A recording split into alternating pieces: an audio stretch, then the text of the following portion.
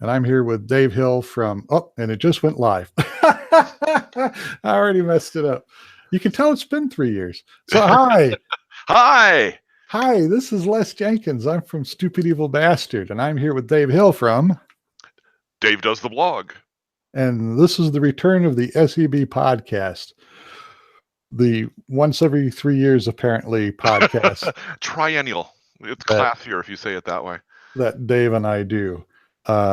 Hopefully somebody watches it. If not live, then Memorex. So yeah, well, and it's true that my blogging has slowed down quite a bit, and I'm trying to get into vlogging and streaming, and I haven't done a great job at that yet, and I blame it on old age. I'm still older than you, and I'm still blogging, man. So I know you are. Although I think it's all imported from Google Plus at this point, but you're. For the most part, yeah. I think I still occasionally post something native in WordPress. Most of it, though, comes over from Google Plus, just because that's I get more interaction through there, and I'm able to spot things and share things more easily there. Kind of go back and forth. Occasionally there's the big scare that Google's going to pull the plug on Google Plus, which I don't actually think is going to happen, given the continued investment they make in the product. But then I have to kind of look around and say, gosh, would I just go back to native posting in WordPress, or is there something else to do it through? And then there's kind of the whole ecosystem that goes out from there. So I re-echo stuff from my blog out to Twitter and then out to Facebook as well, and pull stuff back in from Twitter. That's something I was working back on again this weekend, is getting that connection working. So it's far more complex than it probably needs to be, and but at the moment it's kind of sort of mostly working. So well, you're definitely much more active than I am, and I don't know if it's I think part of it is I've gotten to that point where I'll start a post and I'll be like, you've ranted about this previously, and do you really have anything new to say about it? And half the time I don't, and I hate to be that guy that just rants about the same thing over and over again. Yeah, I catch myself on my posting on occasion saying, am I actually adding anything new to this conversation? Or I'll just stop myself, because it's just like I'm literally tearing out what little hair I have left, and it's like, no, I really don't need to be standing on my soapbox and ranting obscenities over something that I'm reading or reacting to. So I'll usually stop myself at that point. That doesn't keep me from finding new and other interesting things to comment on, either from a geeky standpoint, or from a this is disturbing me on a philosophical and ideological level, so I'm going to share it with you. If I can avoid using 4-letter words, which is harder and harder these days, to be perfectly honest. Gonna say it's never been my strong suit. Anyhow, so 3 years since the last time we did this. What you been up to? Let's see, 3 years. That's 2 job searches, one of which I'm still in the middle of. Hopefully not in the middle of. Hopefully drawing towards the end of. And moving my so that's been a big thing, taking time. Moving my mom from California out here to Colorado, which was quite a challenge in a lot of ways. I used a lot of my project management skills and actually wrote it up as an example of a project that I had run for my PMP certification application. Those have probably been the biggies. Kid is graduating from high school in just a couple of weeks, turning 18 in just a couple of weeks. So we're very proud of him, but kind of looking at all the next things going on that level as well. What else? I guess that's, hopefully that's enough. Relatives, child, college coming up in the fall, and job hunting, job finding, job not working out, job hunting again. It's interesting because I'm actually in the longest stretch of employment I've ever had in So it's your fault. 3 years. Probably, yeah. Okay, good to know. Almost like we switched places, because I can remember a couple of times in previous podcasts back when we were actually doing them like monthly, for 6 or 7 times, that there was a period that I was unemployed and you were employed. So it's interesting 6 years later to see how things have changed. Yeah, I've been with BWI now for since 2010, October. Wow, 2010. I was a contractor for a year, and then they hired me directly. So technically, I've been an official employee for 7 years. Been there 8 almost.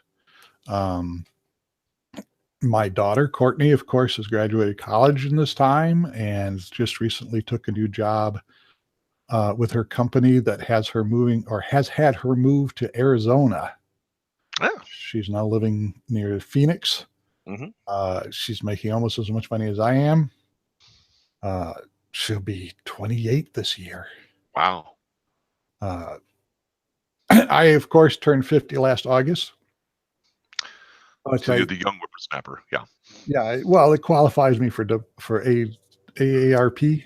Oh God, yes. I remember actually the real joy was handing that first membership solicitation envelope to my wife. They've been after me. I haven't signed up yet. I keep thinking about it. But it's kind of like admitting that I'm finally old. And so I'm reluctant to sign up with AARP. But other than that, for me, it's been 3 years of the only other really big news for me is I bought a house. You bought a house, yeah. That's very cool. I have a very plain wall behind me now. Beautifully paneled. Which it's funny because Chrome will actually, or Hangouts will actually work with. There's an app that came with my webcam called Chroma Cam. That will attempt to figure out your background and do a green screen effect. You can actually replace your background. I tried playing around with a little bit. There's an option that just blurs the background, and it would blur the mic, and it just makes me look like I'm sitting in fog. But the cool part is that the way the detection works, if I take the headphones off, it actually erases my hair. My skin tone matches the wall. And so it doesn't know where my head stops and the wall begins. So my hair completely disappears and I look like I've got a serious concussion on one side. With the headphones on, it'll properly eliminate the background, but it won't do this. So you got kind of like the brown Mickey Mouse ears. Right. So, I mean, the headphone looks good, but this part in here, the pass-through is still unblurred or doesn't have the background behind it. So it looks like there's this weird warp around my head that's revealing the true background behind me. But I could put like a brick wall, or there's a little tropical scene I can put back there. But yeah, I got a house. And it's funny because people accuse me, oh, you're just sitting in your basement. Yeah, I am. This is my basement. It's my basement. Yeah. My basement. Yeah, not my mother's basement. It's my basement. But yeah, it's cool. So what's been the biggest change with actually owning your own place? Having to fix shit. When we moved in a year ago, the funny thing is the start of the month, May 1st, I was officially a homeowner for 1 year. But we won't have actually lived here for 1 year until June 1st. Because when we bought the house, the lady that lived here wanted a couple extra weeks to get her condo that she was moving into ready, and our lease in the apartment didn't end until the 31st. So we're like, fine. We thought she'd be here 2 weeks. She was here 3 weeks, almost 4. And we were getting nervous because it was coming right up to our deadline. And we ended up moving the weekend of the 1st and got out just in time. But I've taken over the house. She had an immaculate yard with beautiful flower gardens, and I work in IT. So unfortunately, first thing I did when I met my neighbors on either side, especially my neighbor Sam, who lives that way, he has a lawn that looks like it's a competition for Better Homes and Gardens. And the first thing I did was apologize. I said, I'm sorry. This is my first house and I work in IT and I don't go outside because the sun burns. And the lawn's gonna be okay, I hope. And it's not. My front yard looks like it has the mange. My backyard is looking a little greener. I got out and mowed them both today, finally, for the first time this year. But yeah, they're not pretty. And the flower gardens aren't pretty. But for being in IT, they're not bad, I would think. But anyhow, so what do you want to talk about? Oh, what to talk about? Well, there's pop culture, there's politics, there's have you seen can we talk about the new Avengers movie yet? I don't know if you've seen the new Avengers movie. Oh, I've seen it. Yeah. Okay. I'm totally ready to spoil it for everybody. Okay, so we have to give official spoiler notices, but we can't say how far the spoilers will go. Maybe we should leave that towards the end in case there are people that want to tune out and not be spoiled. I figured once we're clear of this weekend, that's 2 weekends for people to have seen it. We can talk about it more openly.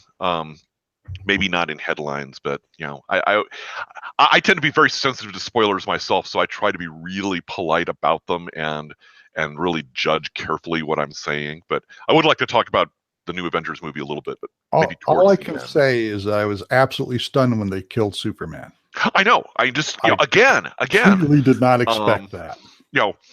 Using the Reality Stone to actually bring Superman into the Marvel Universe and then kill him. I mean, what is with that? That is such a poke in the eye. Such a symbolic flipping of the bird. Yeah. At DC. Okay, so speaking of pop culture, here's something that I want to talk about. What the hell is up with all of the fucking reboots and remakes? Is there anything we're not rebooting or remaking at the moment? Probably not. It's. I used to complain bitterly about those things, and now they happen so often that they're just sort of in the background, and so I sort of try to judge them as works on their own. I mean, when you do reboots and remakes that are too slavish, then it's sort of like, so what's the point? If it's sort of like, yeah, we had this great idea, but we couldn't sell it, so we put the name of this other property that we had on it, so we can call it that, but it doesn't really have anything to do with it, then it's sort of like, what's the point? But there have been some decent reboots and remakes. Well, I have to admit, Jumanji, the reboot of that, I was impressed with that. I've heard that was good. We didn't see it in the theaters. We ended up catching it on streaming video. But yeah, it did work better than I expected, mainly because I don't know if you've seen the trailers for it or not, but the premise is that the board game ends up morphing into a video game and the kids get sucked in. I actually felt bad for the actors that were playing the kids because they get all of, I think, 5 minutes of screen time at the start and the end of the movie. They're the ones cast as young person X, or real world person X, real world person Y. But I played The Rock before he was The Rock, Watching Karen Gillan play the dorky geek girl in the hot, sexy body adventurer, Laura Croft type, and Dwayne Johnson pretending to be the insecure geeky kid, and the jock being stuck in the very short person's body, and of course the one girl being turned into Jack Black. I swear Jack Black must have just had a blast with the film. Everything I saw, at least in the trailers, they all seem to be having fun. It looked like it was probably a fun movie. It's something I may very well stream sometime when I don't have anything else to watch or anything else to do. It looked like it was fun. It looked like they were having fun. And that's, I find, a real a real good criterion for that kind of film. Are they having fun, or is this like, oh God, get me out of this film before it tanks my career, kind of an attitude? I'd say The Rock is slowly turning into James Earl Jones. In terms of, let me explain. James Earl Jones, I swear to God, has never met a movie he wasn't willing to be in. Him and Ben Kingsley. Right. If there's a paycheck involved, James Earl Jones, and I'm not being critical here, but he's been in some shit movies. Mm-hmm. What was it?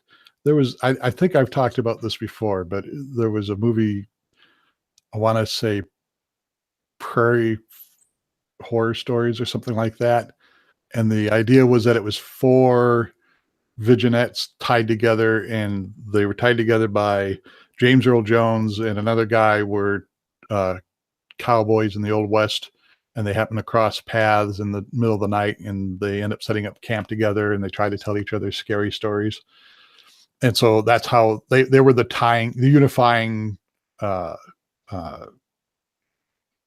I guess, to have these 4 different short stories made into a feature film. And they were terrible.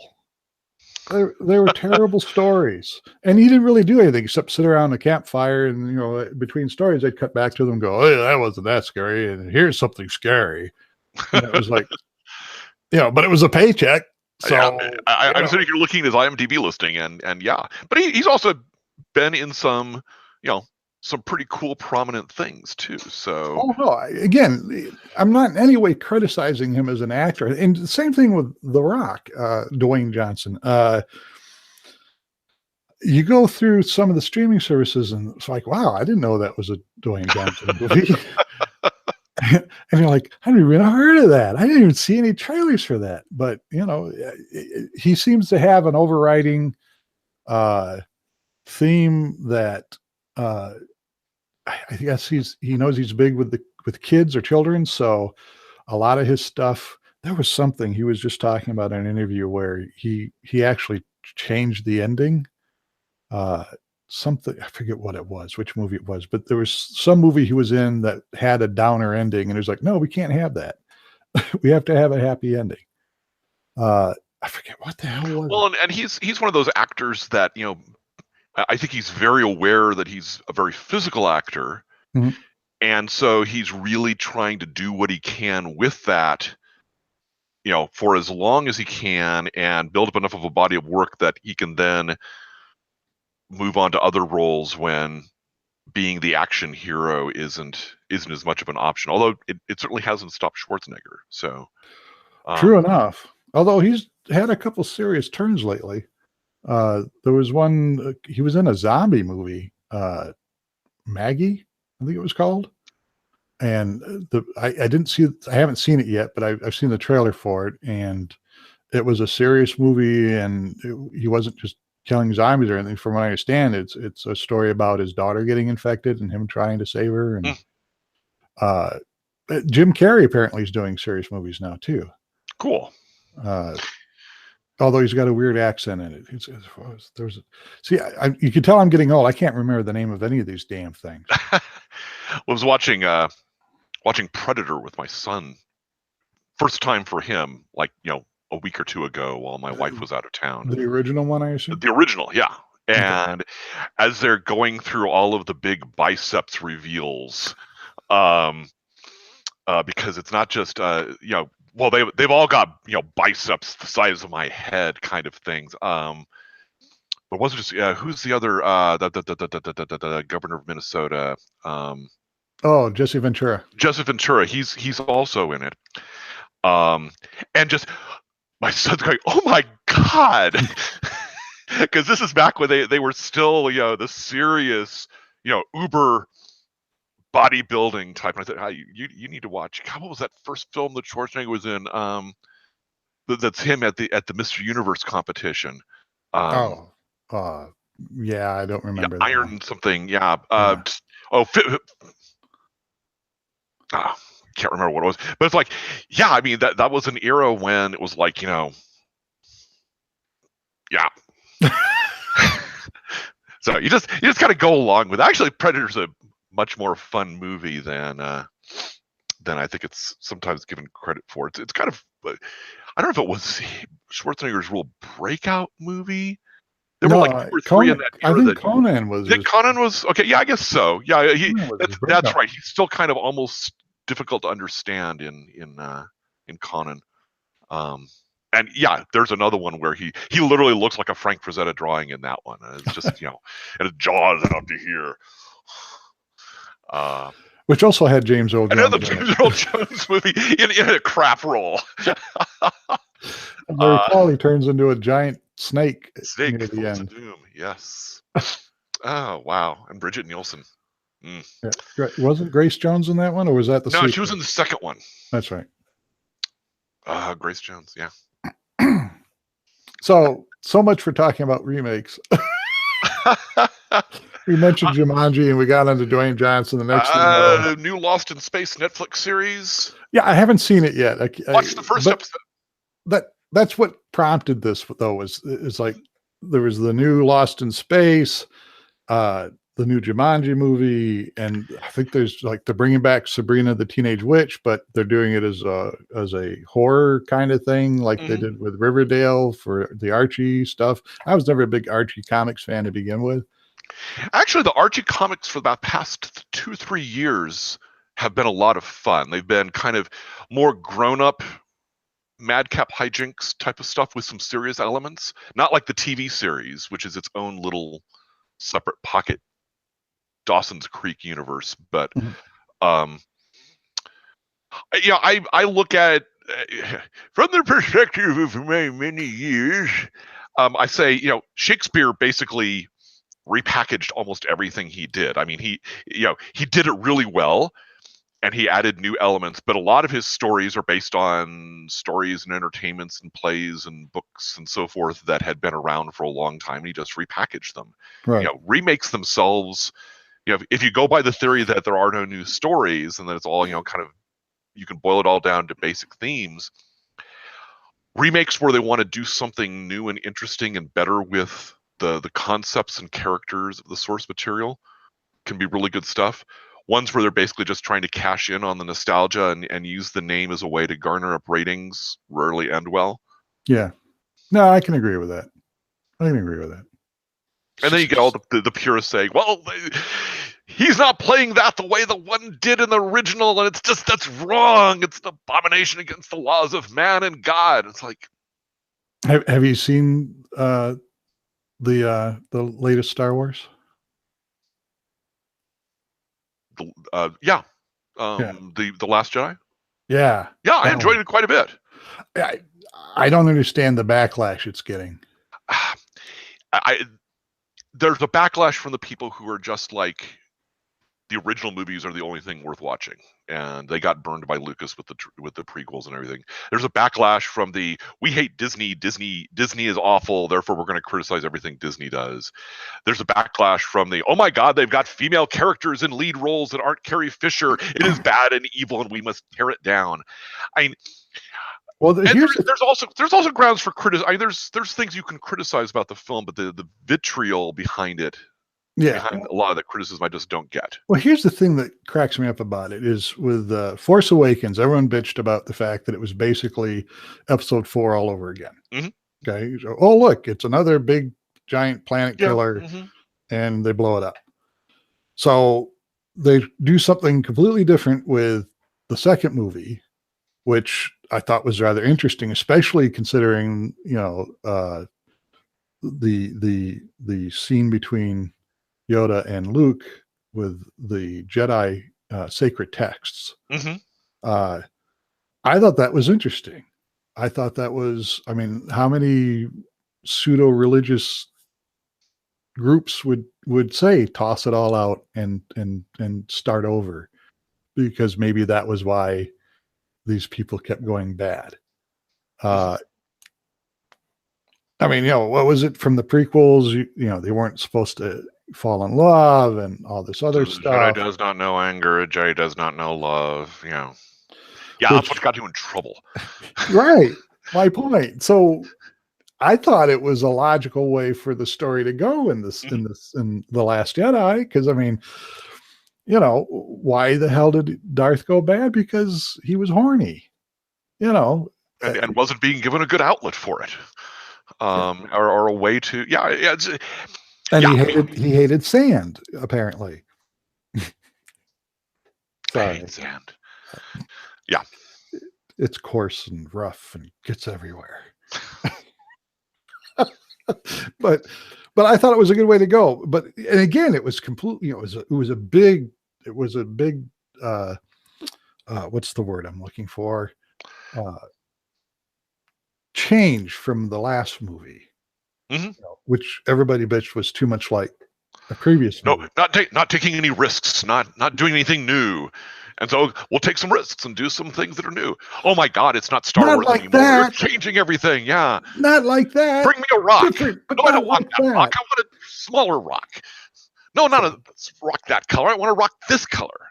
And they still won't like it even if they get the rock they want. So, because I think there's just some people that every Lucasfilm or Marvel Studios film that comes out, they're going to be wanting it to fail, just to show that they were right, or that they've got a better aesthetic judgment than the suits and everything. So I find them all entertaining. I mean, it's not great art, but by God, it engages, and it's fun, and it's creating a more rich, mythic tapestry. And by God, if they can keep doing it with commercial success, then more power to them. Yeah. I mean, I know I've talked about this before. I'm not, I wouldn't know good art if it jumped up and bit me on the ass, but I know what I enjoy. And, there are a lot of movies I won't go see because there aren't enough explosions in them. If I'm going to spend that kind of money, I want to see some shit get blown up. In 3D. If at all possible. Okay, so what do you want to talk about? We've used almost half an hour on this so far. Well, I mean, we've got TV and books and comics, or we've got the orange-haired elephant in the room. You know what?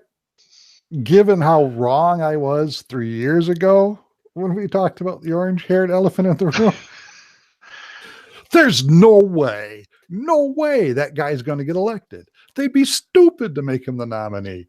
That'd be like guaranteeing Hillary the election, because there's just no way. There's no way. We're not that fucking crazy. And for what it's worth, you were in good company. I think pretty much everybody thought that was the case until the day of the election.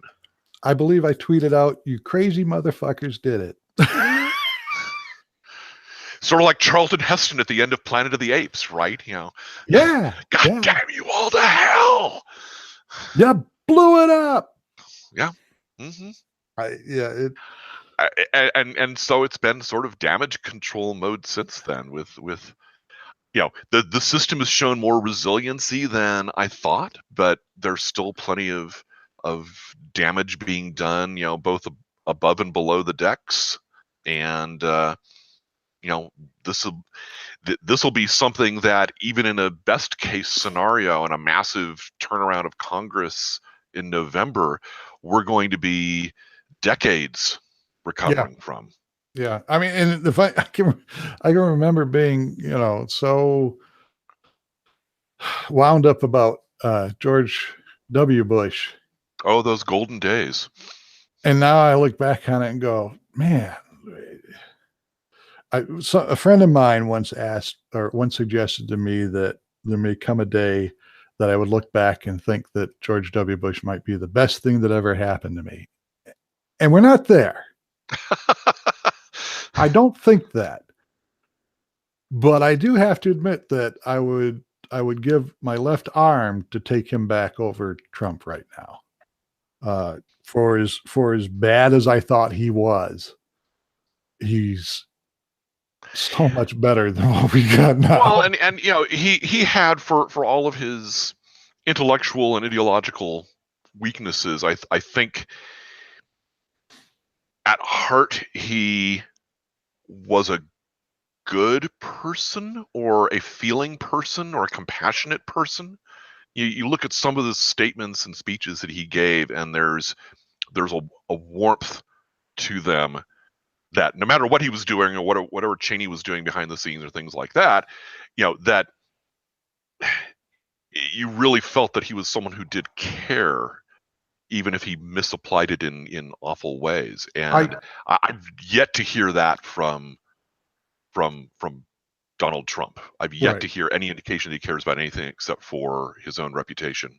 I believe that everything that George W. Bush did, he did because he thought it was the right thing to do. Now, I will quibble on whether or not they were actually right. I will argue that he had some policy, but then again, I'm a liberal and he's a conservative, so that goes without saying. I don't think he ever did anything mean-spirited or simply for his own benefit. Or yes, I honestly don't think Trump gives that much a shit about the vast majority of Republican policies. And as long as he's getting what he wants and gets to claim victories, that he will generally, there's a few things that they've bumped heads on, but generally he'll give the Republicans what they want. And that's probably the biggest danger, right? That he doesn't really give a shit. He just wants the adoration. He wants the attention. He wants to claim to be the best. And he wants everyone to agree with that. Right. I mean, I think what strikes me as remarkable about Trump and the Trump presidency is that it's really testing the degree to which our institutions and our institutional restraints have been based on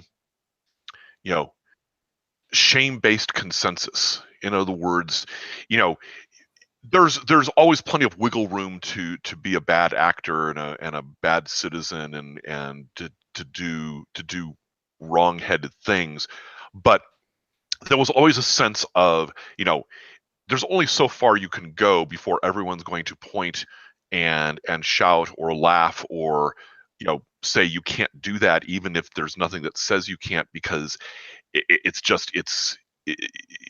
no one would have the nerve or the sense of shamelessness to do it. And Trump has basically said, I don't give a shit. I can do. I'm the president of the country. I can do whatever the hell I want. And there's a couple situations where I would think that George W. Bush, or at least those around him, may have lied about something. But it was more, it was the typical reason that a lot of people lie. We got caught doing something we probably shouldn't. And so, fear of punishment, we're going to lie a little bit. Trump lies about shit that there's no reason to lie about. In some ways, he's his own worst enemy in terms of just like being so over the top with some of this stuff that even his allies have to kind of, chuckle nervously and shuffle a step back. Or that those of them who are sensitive enough to national politics are like, no, I can't for the moment, at least until we're back behind closed doors again.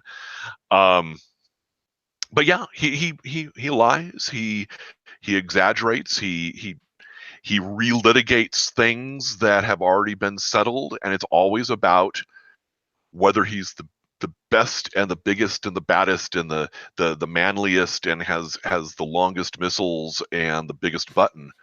And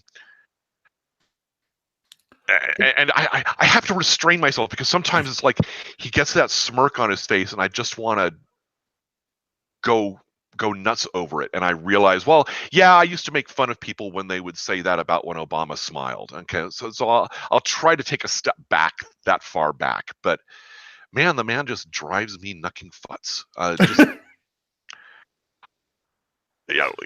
at the next thing he did. Oh my God. Yeah, it's like he thinks there aren't any videotapes or recordings of him. It's stuff that. Yeah, and the thing that it's not even so much that he's that outlandish or that shameless. It's that his supporters. I don't understand how he can have supporters that can. I mean, we've got the tapes. We know that this is a lie because we've got the tapes. But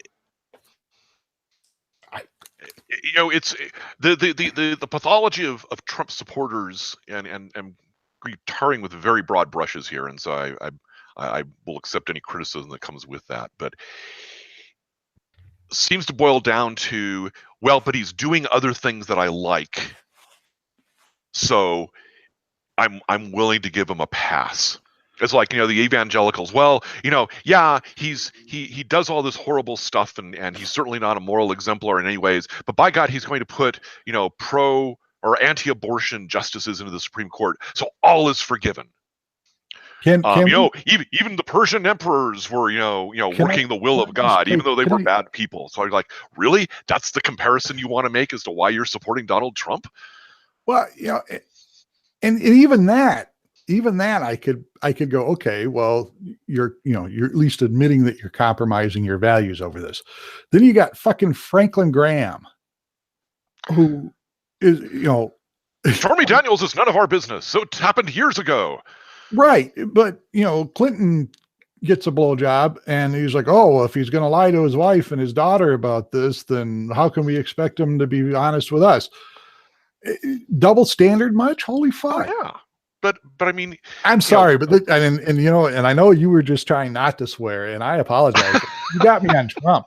You got me started on Trump, and the swear words are just going to flow like fucking water. Okay. Well, I mean, again, actually, the Franklin Graham thing just, reminds me a bit about the comparison between, Trump and W. Bush. I mean, Billy Graham, I had a lot of disagreements with on an ideological basis, but I always had the sense that he really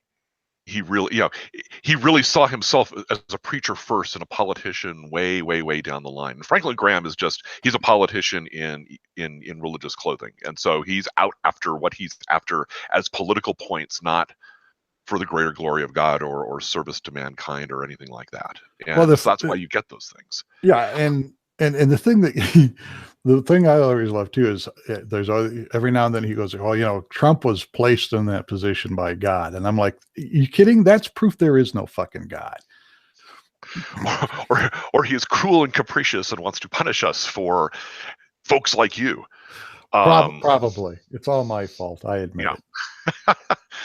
No, I'm saying folks like Graham, not folks like you. Oh. Yeah. And then you've got the other ones where it's sort of like they don't care about the facts or the rationale or the logic or the ideology. Trump just pushes their emotional buttons. He's saying the things that I've always wanted to say, but I've always been told were wrong to say, but he's saying them. So he's one of us and he's one of me, and I want him in there because now I can maybe say those things too, and I won't be stared at and pointed and shunned by my neighbors. It's sort of like, yeah, it's a little bit of French Revolution, in a sense, Trump as the Revolutionary Guard, being willing to just tear down everything in a river of rhetorical blood, and the crowd sitting there cheering and doing their knitting, because he is in there supposedly speaking truth to power and draining the swamp and doing all this thing for the common people who have been put down by the globalists and the pointy-headed intellectuals and the liberals and the transculturalists and all of this sort of thing. And it's like, first of all, he's playing you. He doesn't care anything about. He cares about all those people to the degree that they're willing to vote for him and put him into office. But that comedian at the White House Correspondents' Dinner hurt my fees. Yes, this from an entire movement that has been spending the last 2 years saying, "Get over it, precious snowflake. If you don't like what people are saying about you, then turn them off." Just yeah. I mean, you want to talk about speaking truth to power? That was very refreshing. And here's the thing that kills me about this. Isn't this like the second time that they've had a comedian come in and just tear them down. Did they not vet these people ahead of time? Do you remember Colbert? Yeah. That was a thing of beauty. And they were all, oh, I can't believe, he did that with the president there and blah, blah, blah. It's like, have you seen his act? Do you know who you hired? Mm-hmm. And I don't know if you've ever seen this comedian. I forget her name now. Oh, what the hell? Damn it, I'm getting old. But I mean, I've seen a couple of her stand-up specials, or at least one of them. There should have been no surprise. This should have been anticipated. Michelle Wolf, that's right. How did you not know?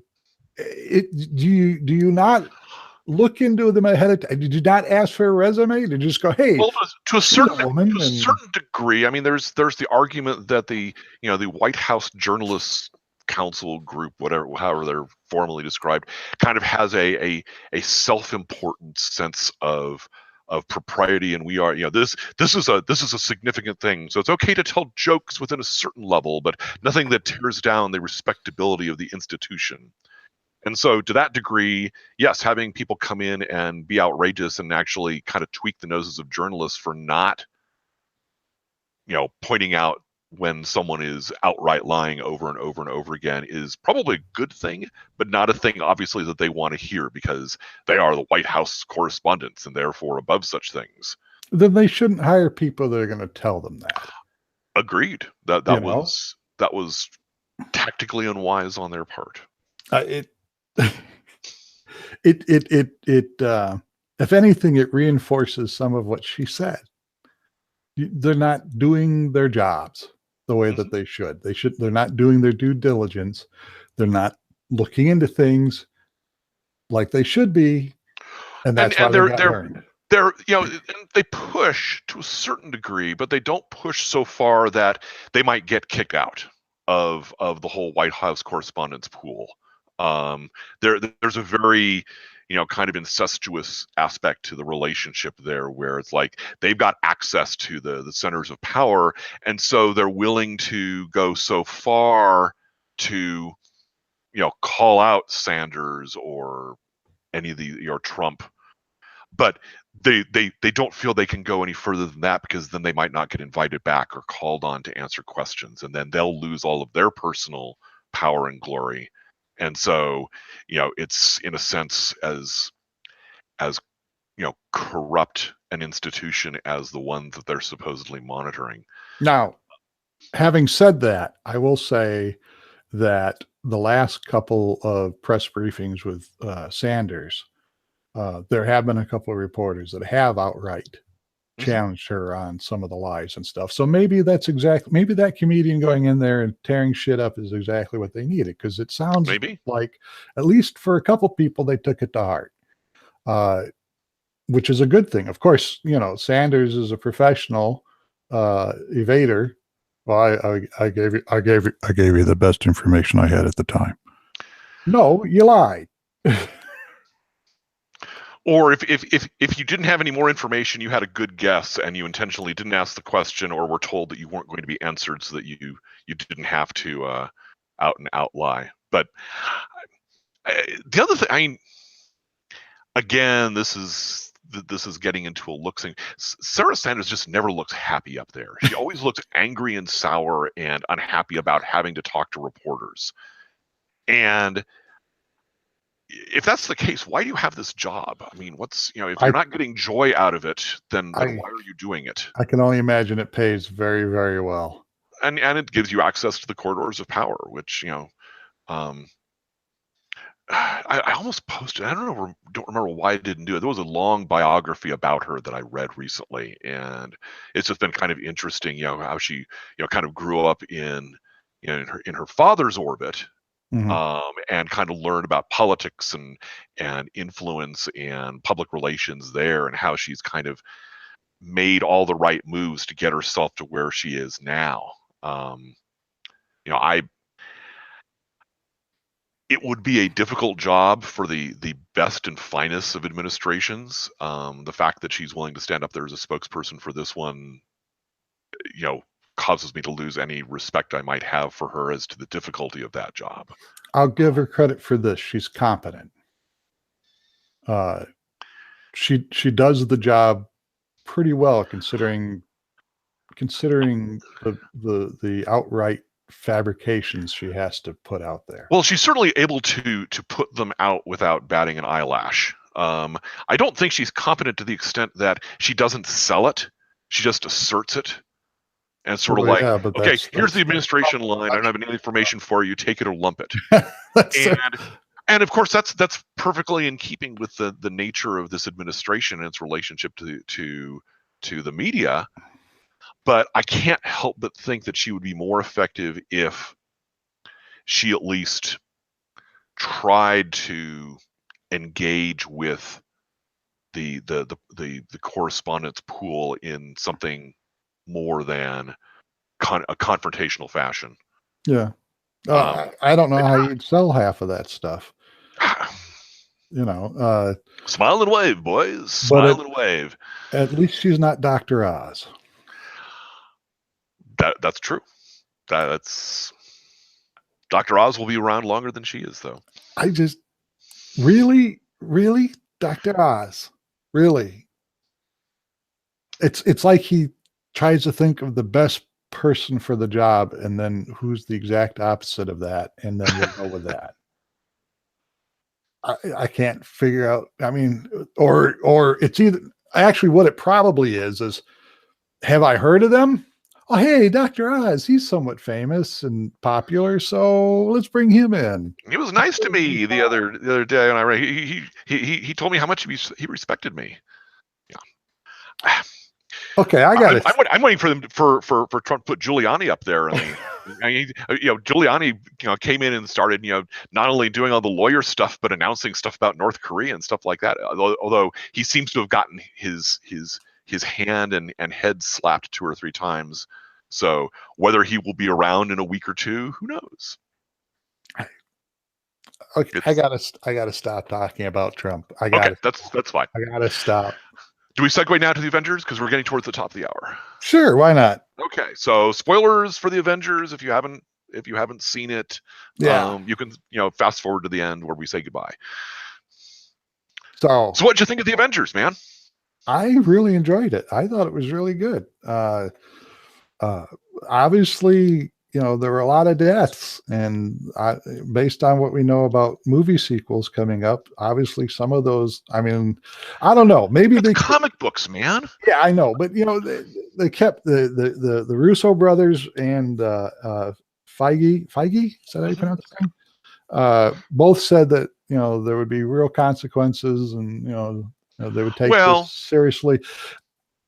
It would be interesting to see, for example, hey, they killed Spider-Man.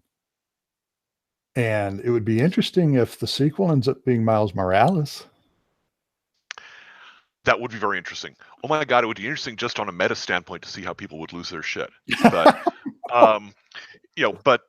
no, I don't think that's going to happen. I mean, it's, I don't either. I mean, that's the only way I can see that they could get away with that. Because I mean, they're oh no.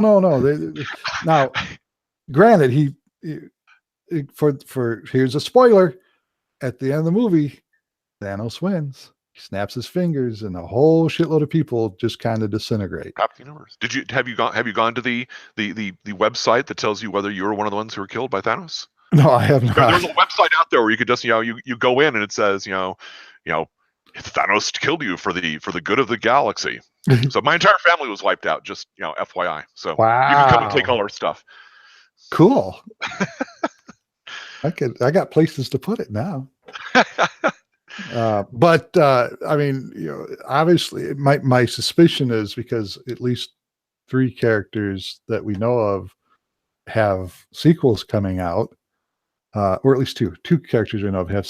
No, actually 3, because Doctor Strange, Black Panther, Spider-Man. We know there's another Guardians movie coming out, right? So and most of those guys bit the dust, literally.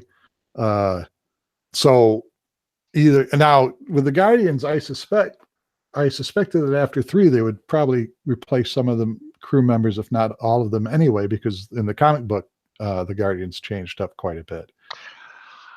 Boy, that's tough in a world where you're actually though making money, with particular cast and everything. But yeah, I mean, it depends on how many films they've contracted for and what they want to do with them. I mean, we all know that the original Avengers characters are all kind of at end of contract for with Marvel. Yep. So I mean, Hemsworth and Chris Evans and Robert Downey Jr. has been like on kind of explicit contract extensions now for a while. Yeah. So I mean, there's if you want to get meta about it, you can certainly say there's almost certainly going to be a huge change of the guard and major self sacrifices and stuff like that at the end of Avengers 4, especially. I expected that in this one because of the contracts, but so it would be interesting to me. It would be a hell of a risk, and it probably would backfire on them. But it would be very interesting to me if they did say, "Okay, no, Spider-Man's gone," but in the next movie, there's a hole ripped in the multiverse. Whatever, blah, blah, blah, pseudoscientific bullshit. And so here's this African-American character, Miles Morales, who happened to be Spider-Man in another universe. And he's here now and he's going to take over. There hasn't been a different Doctor Strange in the comic books from what I understand. There've been other masters of the mystic arts at times, but I think, Doctor Strange has been a pretty much of a constant. But I guess I looked on it as, I know comic books, people die, people come back. Right. The original Infinity War collection starts with, Thanos has already gotten the Infinity Gauntlet at that point, and everybody is alerted to something, some heavy crap is coming down because half of the Marvel heroes disappear. And the rest of them have to figure out what the hell's going on and where to find it. And fortunately, they're given some pointers by some cosmic characters, but and then they'll come back. That said, I don't. The one death that really worries me, because it took place before all of that, is Tom Hiddleston as well. Yeah. Well, my suspicion is that anybody that died directly by Thanos' hand is probably gone. Gamora is an interesting case given the Soul Gem and all of that sort of thing. But yeah, I mean. And there's a certain degree, Valkyrie notwithstanding, that it feels like they're trying to clear the decks of all the Asgardian stuff for Thor eventually leaving. Well, they did say that I think the directors did confirm in an interview that Valkyrie survived. Right. She should be probably back next time. Survived because they got out in escape pods and stuff like that. But none of the big names. Unless they bring back, I don't know how many of the Warriors 3 all got wiped out in the last Thor movie. Yeah. Sif is still floating around somewhere. She got relegated to Marvel's Agents of S.H.I.E.L.D. Well, and then she got her own TV series. So, did she? Yeah, she was on. What's the one with the gal with the tattoos? Oh yeah. That's her. I forgot that was her. I was watching that for a while, and we watched like the first season, and then kind of like it rolled around the second season. So okay. Yeah, it was another one of those. It felt like one of those series was like, we got this great MacGuffin, but we don't really have it plotted out, so we're not sure what to do with it. Or it's been more successful than we thought, and we can't resolve it at the end of the first season the way we were planning on it, so we need to kind of extend it outwards to say there's another conspiracy behind the conspiracy. Watch us. Yeah, I mean, I never got into Lost, but it feels a little like Lost in that some folks figured out that they were in purgatory, and the rumor got around on the internet that they were in purgatory, so the writers are like, no, different. And you get into with shows like that you have people don't learn, so everybody there's the initial reaction to the weird stuff going on, whatever it is, but they keep repeating the same mistakes, and they keep like never listening to person X who always turns out to be correct because they're prophetic, or always diving headfirst into situation Y, even though they know that that's not going to work this time, and so they get stale that way. But, right. Anyway, yeah, I enjoyed the Avengers movie. Certainly things to quibble at. The change in Thanos' core motivation of becoming a Malthusian eco-terrorist instead of being in love with the personification of death, I thought didn't work as well for me as it might have for someone sitting around a conference room. I'll be honest with you. I'm aware of comics and the storylines in general because being a nerd and having bunches of nerd friends, but I've never been a heavy comic collector. I have most of the Doctor Who comics that Marvel published in the States, and I have a good chunk of the Hellboy comics, but I'm not, I never really collected Spider-Man. All my Spider-Man knowledge comes from a buddy of mine that was a heavy into Spider-Man, and I read his comics all the time. So I don't know that I'd go as far as to say that I'm a comics fan because I don't collect that many comics, but I'm aware of and I enjoy reading them when I have had access to them, and I'm aware enough of the lore to apply it to the movies.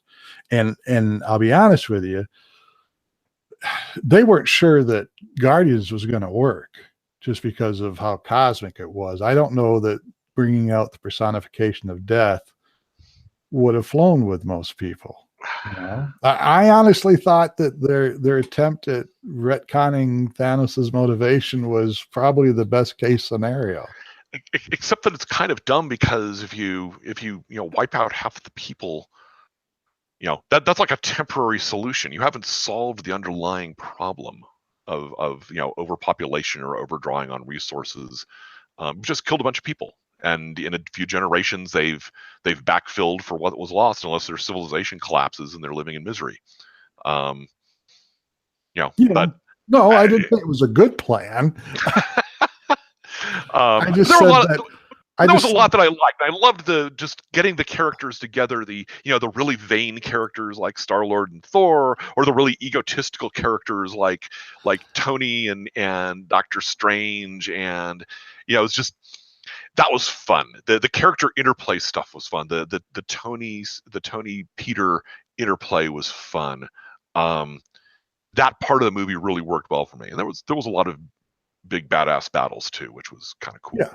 Well, and there were a few critics like there's almost no character development outside of Thanos. It's like, well, there's a lot of characters in there, and if you've seen the other movies, it's a lot of team ups always sacrifice a certain degree, as opposed to a solo movie or even a small team movie. When you've got these big event things, you rarely can afford to take the time to do that. And so, I mean, unless you want a 5 or 6 hour movie, which I wouldn't necessarily be against. I'm willing to go take a dinner break and come back for the second half. Absolutely. Didn't they used to have intermissions in movie theaters? In the really long ones, yes, they'd have intermissions. They would have music in the front. They would have intermission music. They would have. An intermission, they would have the lobby. Let's all go to the lobby. Exactly. Let's do that. They kind of lost that somewhere in the 60s. Did we just drop? I have a huge waiting for people to join this video call thing showing up.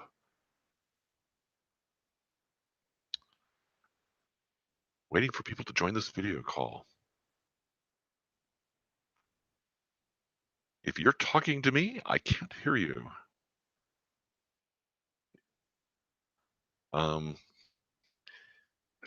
Here's. He's back. It's back. I don't know what happened. I wasn't touching anything, I promise. It looked like it was a network interruption, and it came back saying waiting for other people to join the call. Although it still said live in the upper right-hand corner, so maybe you'll have a recording of me sitting there in the dark going like, Les, are you there, Les? Well, that's okay. Otherwise, it's me standing going, did I lose you? Dave's not here, man. You just suddenly froze on the screen, and I was like, okay, and maybe it was my end that dropped momentarily. I guess we'll find out when we review the review the tapes. Oh, hopefully it's all one recording. So I was going to say, well, we're almost out of time anyway. Yeah. the podcast gods were saying, okay, we're flashing the lights. You said it was going to be an hour, and it's almost an hour. So that's what I thought might have happened. Did you have a timer on how long it was going to go? I bet, you know what? It was Disney, because we were talking. It was Disney, yeah. We're talking Avengers spoilers. And they're like, quick, cut the broadcast. Because it's two guys with absolutely no viewers who haven't done a broadcast in 3 years. But you know what? Can't have Thanos demands your silence.